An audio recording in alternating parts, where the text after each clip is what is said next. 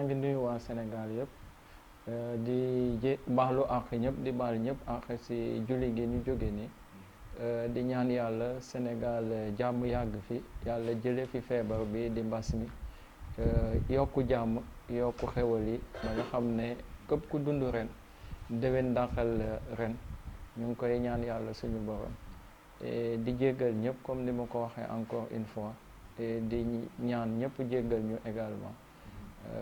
loolu daal moom laa bëggoon démarrer. waaw li ma ko gisee mooy xaw na métti quand même réew mi parce que comme niñ ko waxee dañoo toll ci crise boo xam ne crise sanitaire la crise sanitaire bi aussi ànd ak ay conséquences am et conséquences économiques sociales ak domaine boo mun di jël rek feebar bi impacté na quand même domaine yooyu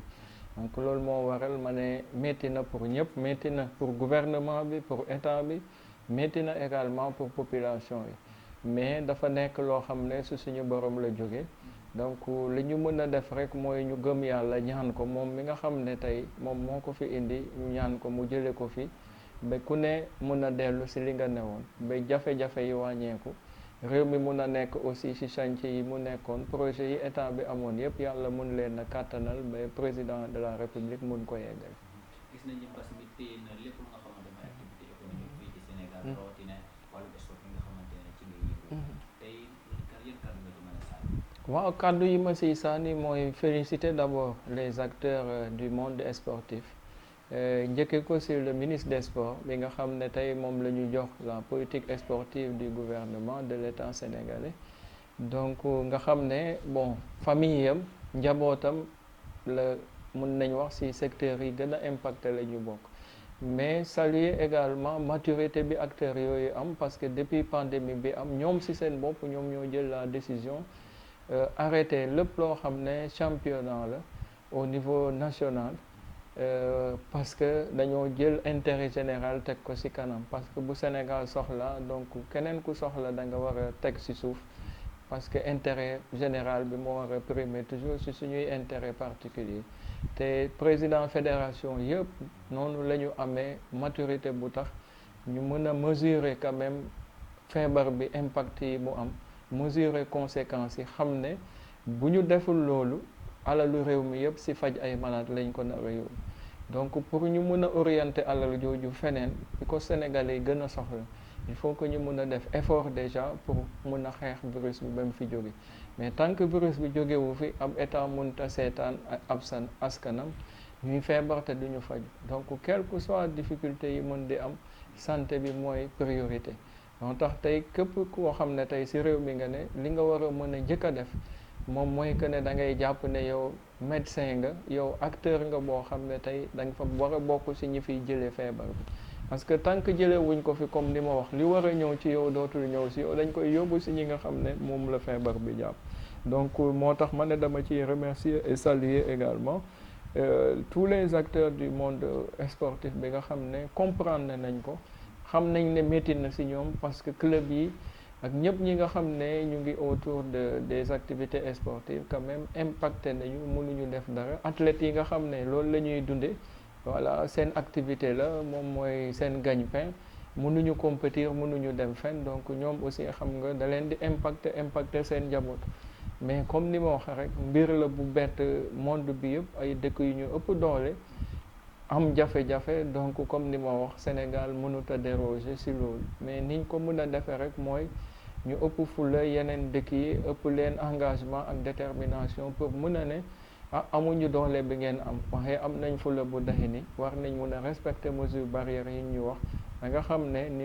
mbir mi war a lawee dinañ ko freiner et je pense que loolu aussi quand même sénégalais yi ñu bëri comprendre nañ ko mais ñu ngi ci accompagner état bi malgré que am na benn relâchement bu ñu constaté au niveau dans toutes les régions du Sénégal mais comme j'ai dit rek ñun ñëpp war nañu mën di conscientiser population yi ñu xam ne suñu intérêt ñun ñëpp mooy ñu jëlee fi feebar bi parce que tant que jógewu fi alal ji war a ñëw ci askan bi alal ji ñu war a liggéey réew mi lépp ci santé la nar a dem te bu boobaa dëkk bi day gën a métti projet yi gën a tardé yeneen ak yeneen gën a tardé donc moo tax ma ne nañu def ce sacrifice là xeex ko bu dee benn 3 mois la ba 6 mois ñu xañ ko suñu bopp ba nga xam ne bu fi jógee dinañ mën a continuer mais loo xam ne xamoo kañ lay dem donc je pense que ne bu ñu àndul ak détermination mun na gën a métti ci weer yi di ñëw voire at yi di ñëw. waaw li ma leen di sànni mooy kàddu yi vraiment di leen massawu d'abord parce que comme je dis affaire bi amul kenn ku mu bàyyi parce que état bi nga xam ne tey dafa miser woon budget am ci plus de 4000 milliards war a liggéey ay chantier tey am na lu bëri loo xam ne état mënatu ko parce que bu nit ñi liggéeyul recettes yi état war a recouvrer dootu ko mun projet yi mu waroon a def dootu ko mun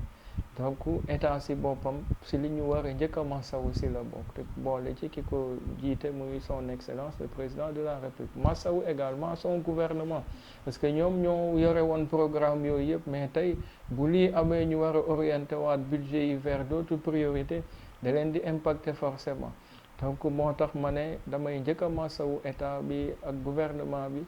massawu également tous les acteurs yi nga xam ne ñu ngi accompagner la politique du chef de l'État mais massawu sénégalais yëpp de façon générale parce que comme ni ma ko waxee amul kenn koo xam ne mën nga ne feebar bi impacté wu ma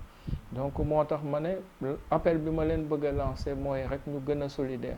parce que période yi bu amee si dëkk yi gën a solidaire ñoom ñoo ci surmonter mbir mi nekk ci yeneen mais bu fekkee tey dem nañu ba ñenn ñi bëgg a saboter xeex bi nga xam ne état bi mu ngi koy def di wax ak population yi ñu leen di gëmloo ne feebar bi amul dañuy politique wala dañuy lële je pense que ne loolu aussi un citoyen modèle warul mun a am attitude boobu noonu donc Fatick aussi comme ni ma ko waxee ñu ngi toucher du bois yàlla def na feebar bi law fi noonu trop et ñu ngi leen di remercier ñoom aussi toutes les populations du Sine engagement bi nga xam ne ak détermination bi ñu am pour vraiment wone ñoom aussi seen bopp ci pandémie bi et wone que ne Fatick war na mën a jël mesures yi nga xam ne wax nañ ko jëfe ko sans aucune difficulté et je pense que population yi de façon générale respecté nañ ko. Remercier également toutes les autorités de la commune de Fatick, du département de Fatick, voire même de la région parce que ñoom ñëpp aussi depuis pandémie bi ku ne dugal na ci sa loxo jàppale population yi gunge leen donc c'est le moment de les saluer et de les féliciter voilà donc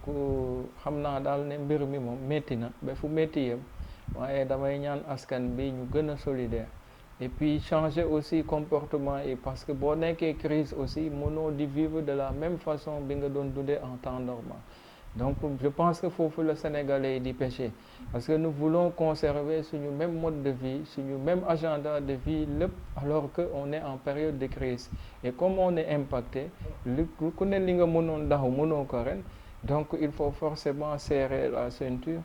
et faire des dépenses prioritaires parce que xamuñu kañ lay jeex et je pense que appel boobu lay lancer les Fatickois d'abord di ko lancer les Sénégalais pour que nit ñi xam ne fi mu ne nii nañu serrer la ceinture def dépenses yi nga xam ne jàpp nañ ne moo mënta ñàkk leneen lu waay yore nag war na ko mën a de yaxanal ko parce que xamul fan kañ crise bi kañ la fiy jóge donc c'est un appel vraiment qui me tient à cœur bu may demander Sénégalais